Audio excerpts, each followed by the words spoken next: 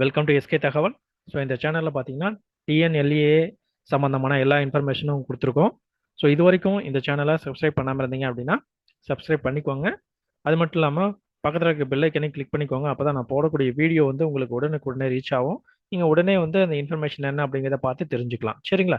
சரி, வாங்க நம்ம இந்த வீடியோவில் என்ன பார்க்க போகிறோம் அப்படின்னு பார்த்தீங்கன்னா ஜென்ரல் கவுன்சிலிங் ஷெட்யூல். நீங்கள் பார்த்தீங்கன்னா இப்போ ஸ்போர்ட்ஸ் கோட்டா, அதுக்கப்புறம் எக்ஸ் சர்வீஸ்மேன், அதுக்கப்புறம் பார்த்தீங்கன்னா டிஃப்ரெண்ட் லேபிள் பர்சனுக்கு பார்த்தீங்கன்னா 19ஆம் தேதியும் 20ஆம் தேதியும் பார்த்தீங்க அப்படின்னா கவுன்சிலிங் வந்து நடக்குது ஆன்லைனில்.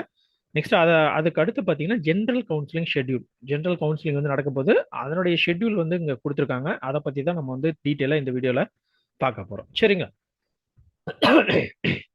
ஸோ இதில் பாருங்கள், Tamil Nadu lateral entry direct second year BE BTech admissions 2026-27 general counselling schedule. So இதில் பார்த்தீங்கன்னா ஃபர்ஸ்ட் ரவுண்டு கொடுத்துருக்காங்க. அதுக்கப்புறம் general cut off, general cut ஆஃப்ல ஸ்டார்டிங் கட் ஆஃப், அதுக்கப்புறம் எண்டிங் கட் ஆஃப், அதுக்கப்புறம் ஆன்லைன் சாய்ஸ் ஃபில்லிங்கில் ஸ்டார்டிங் டேட் எண்டிங் டேட் கொடுத்துருக்காங்க. அதுக்கப்புறம் டென்டேட்டிவ் அலாட்மெண்ட், அதுக்கப்புறம் டென்டேட்டிவ் கன்ஃபர்மேஷன், அதுக்கப்புறம் ப்ரொவிஷனல் அலாட்மெண்ட் அப்படின்னு சொல்லிட்டு கொடுத்துருக்காங்க. ஸோ இதில் பார்த்தீங்கன்னா மொத்தம் 2 ரவுண்ட் நடக்குது. போன தடவை கவுன்சிலிங்கில் பார்த்தீங்க அப்படின்னா 3 ரவுண்ட் நடந்துச்சு. ஸோ ஆனால் இந்த தடவை கவுன்சிலிங் மொத்தம் 2 ரவுண்டு தான் நடக்க போகுது. ஸோ ரவுண்டு 1 அப்படிங்கிறதுல பார்த்தீங்கன்னா cut off, starting cut of எங்கே ஆரம்பிக்குதுன்னா 99.9 அப்படிங்கிற அந்த கட் ஆஃப்ல தான் ஆரம்பிக்க போகுது. ஏன்னா அதுதான் ஃபர்ஸ்ட் நம்பர். சரிங்களா? அதான் first cut off. First rank, overall ரேங்கும் ஃபர்ஸ்டாக இருப்பாங்க. அதே மாதிரி கம்யூனிட்டி ரேங்க்லையும் அவங்க தான் வந்து ஃபர்ஸ்டாக இருப்பாங்க. ஸோ அதை 99.9 அப்படிங்கிறத ஃபர்ஸ்ட் ரேங்க்ல இருப்பாங்கன்னு அர்த்தம். சரிங்க. எண்டிங் கட் ஆஃப் அப்படிங்கிறது 85.68 அப்படிங்கிறது எண்டிங் கட் ஆஃபாக வச்சிருக்காங்க. ஸோ இந்த 99.91லேருந்து 85.68 வரைக்கும் இருக்கிறவங்க மட்டும்தான் ரவுண்டு 1 அப்படிங்கிற கவுன்சிலிங்கில் கலந்துக்க முடியும். சரிங்களா? ஸோ இவங்க வந்து ஆன்லைனில் சாய்ஸ் ஃபில்லிங், அவங்க என்னென்ன எந்த காலேஜ் வந்து அவங்களுக்கு வேணும் அப்படிங்கிற மாதிரி சாய்ஸ் ஃபில்லிங் பண்ணுறதுக்கு பார்த்தீங்கன்னா 2 டேட் கொடுத்துருக்காங்க. 21/7/2026 இருந்து ஸ்டார்ட் பண்ணி 22/7/2026 சாயந்தரம் 5 மணி வரைக்கும் டைம் கொடுத்துருக்காங்க. 2 நாள் வந்து டைம் கொடுத்துருக்காங்க. சரிங்களா? இந்த 2 நாளுக்குள்ள என்ன பண்ணும் அப்படின்னா உங்களுக்கு என்ன காலேஜ், என்னென்ன காலேஜஸ்லாம், எந்த காலேஜ், அந்த காலேஜில் என்ன கோர்ஸ் வந்து உங்களுக்கு தேவை, நீங்கள் படிக்கிறதுக்கு உங்களுக்கு இன்ட்ரெஸ்ட் இருக்கு அப்படிங்கிறது எல்லாமே வந்து நீங்கள் தான் என்ன பண்ணணும் அப்படின்னு பார்த்தீங்கன்னா சாய்ஸ் வந்து ஃபில் பண்ணிட்டே வரணும். உங்களுக்கு தகுந்த மாதிரி உங்களுக்கு நீங்கள் எத்தனாவது ரேங்க்ல இருக்கீங்கன்னு பார்த்துக்கோங்க. அதுக்கு தகுந்த மாதிரி எத்தனை காலேஜஸ் வேணாலும் நீங்கள் வந்து நீங்கள் எவ்வளோ காலேஜஸ் வேணாலும் நீங்கள் வந்து சாய்ஸ் ஃபில்லிங்ல கொடுத்துக்கலாம். 100 காலேஜ் கொடுக்கலாம், 200 காலேஜும் கொடுக்கலாம், எத்தனை காலேஜ் வேணாலும் கொடுக்கலாம். ஒரு காலேஜில் நீங்கள் எத்தனை கோர்ஸ் வேணாலும் கொடுத்துக்கலாம். சரிங்களா? ஸோ அதனால பார்த்தீங்க அப்படின்னா உங்களுக்கு நீங்கள் என்ன கோர்ஸ் படிக்கணும்னு விருப்பப்படுறீங்க, எந்த காலேஜில் படிக்கணும்னு விருப்பப்படுறீங்கிறத பார்த்துக்கோங்க. அது மட்டும் இல்லாமல் அந்த காலேஜில் அந்த கோர்ஸுக்கு ஃபீஸ் ஸ்ட்ரக்சர் எவ்வளோ இருக்கும் அப்படிங்கிறது எல்லாத்தையும் நீங்கள் வந்து மைண்டில் வச்சுக்கிட்டு அதுக்கப்புறமேட்டு தான் நீங்கள் வந்து கோர்ஸை செலக்ட் பண்ணணும். அதே மாதிரி கோர்ஸை செலக்ட் பண்ணும்போதும் பார்த்தீங்க அப்படின்னா என்ன டைப்பான கோர்ஸுங்கிறத பார்த்துக்கோங்க. கவர்மெண்ட் கோர்ஸா இல்லை எய்டு செல்ஃப் சப்போர்ட்டிங் கோர்ஸா, அதெல்லாமே கன்ஃபார்மாக பார்த்துக்கோங்க. சரிங்களா? ஸோ பண்ணி சாய்ஸ் ஃபில்லிங் பண்ணுறது உங்களுக்கு 2 நாள் கொடுக்குறாங்க. அதுக்கப்புறம் டென்டேட்டிவ் அலாட்மெண்ட், நீங்கள் அந்த 2 நாள் கழிச்சு 22ஆம் தேதி பார்த்தீங்க அப்படின்னா 5 மணிக்குள்ளே நீங்கள் வந்து சாய்ஸ் ஃபில்லிங் வந்து க்ளோஸ் பண்ணிடணும்.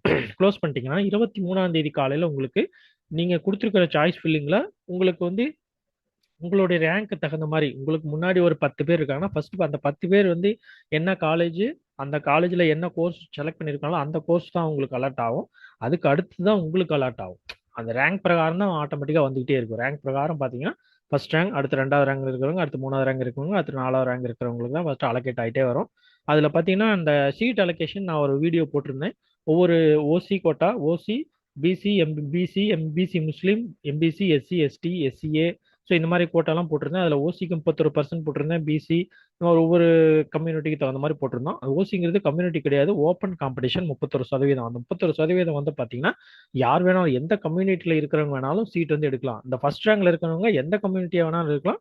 ஸோ அவங்க வந்து சீட் எடுக்கும்போது அந்த ஓப்பன் காம்படிஷனில் இருக்கிற சீட்டு தான் வந்து அவங்களுக்கு அலோகேட் ஆகும் கண்டிப்பாக. ஓப்பன் ஃபர்ஸ்ட் செக் பண்ணும்போது பார்த்தீங்கன்னா அந்த பர்டிகுலர் காலேஜ், அந்த பர்டிகுலர் டிபார்ட்மெண்ட்ல ஓப்பன் காம்படிஷனில் சீட் இருக்கான்னு பார்க்கும். அப்படி இல்லைன்னா அடுத்து கம்யூனிட்டியில் சீட் இருக்கான்னு பார்க்கும். அப்படி இல்லை, எதுலையுமே அவங்களுக்கு சீட் இல்லை அப்படின்னா அவங்க கொடுத்துருக்கிற 2வது சாய்ஸ், 2வதா என்ன கொடுத்துருக்காங்க, எந்த காலேஜ் கொடுத்துருக்காங்க அல்லது எந்த கோர்ஸ் கொடுத்துருக்காங்கன்னு பார்க்கும்.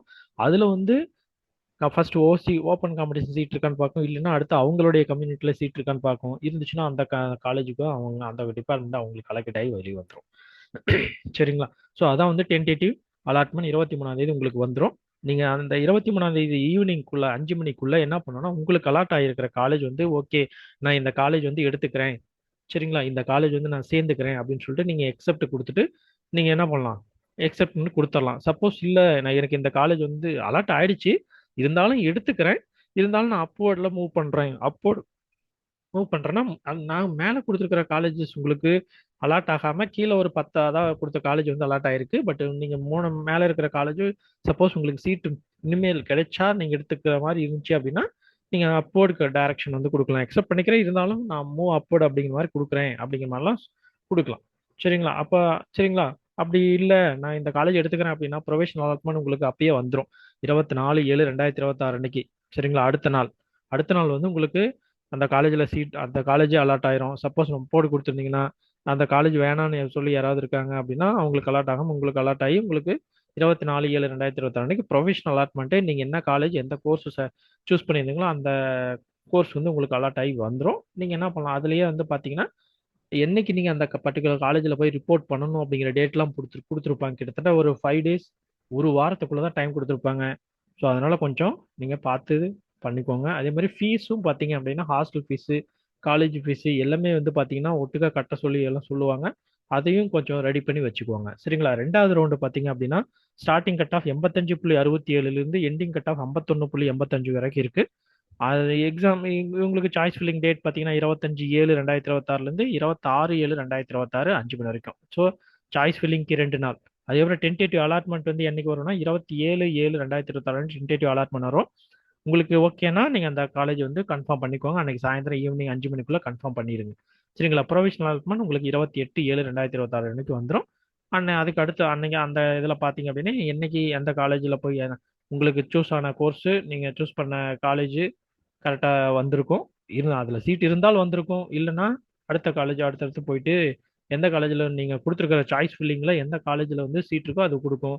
நீங்கள் கொடுத்துருக்கிற காலேஜில் எதுலையுமே சாய்ஸ் ஃபில்லிங் இல்லைன்னா ஆட்டோமேட்டிக்காக எந்த ஒரு சீட்டும் அலோகேட் ஆகாமல் வெளியில் வந்துடும். சரிங்களா? அதனால் பார்த்துக்கோங்க. உங்களுடைய கட் ஆஃப் மார்க்குக்கு தகுந்த மாதிரி நீங்கள் காலேஜை நிறைய செலக்ட் பண்ணி வைங்க. சரிங்களா? ப்ரொவிஷனல் ஆகணும்னா 28ஆம் தேதி உங்களுக்கு வந்துடுது. சரிங்களா? சரி, ஓகே. இவ்வளோதாங்க இந்த கவுன்சிலிங் ஷெட்யூலை பற்றி எக்ஸ்பிளைன் பண்ணியாச்சு. ஸோ நெக்ஸ்ட் வந்து பார்த்தீங்கன்னா கவுன்சிலிங் வந்து எப்படி நடக்கும் அப்படிங்கிறத ஸ்டெப் பை ஸ்டெப்பாக உங்களுக்கு வந்து நான் எக்ஸ்பிளைன் பண்ணுறேன். சரிங்களா? சரி, ஓகே.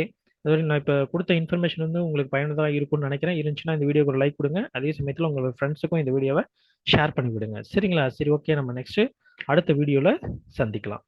தேங்க்யூ ஃபார் வாட்சிங்.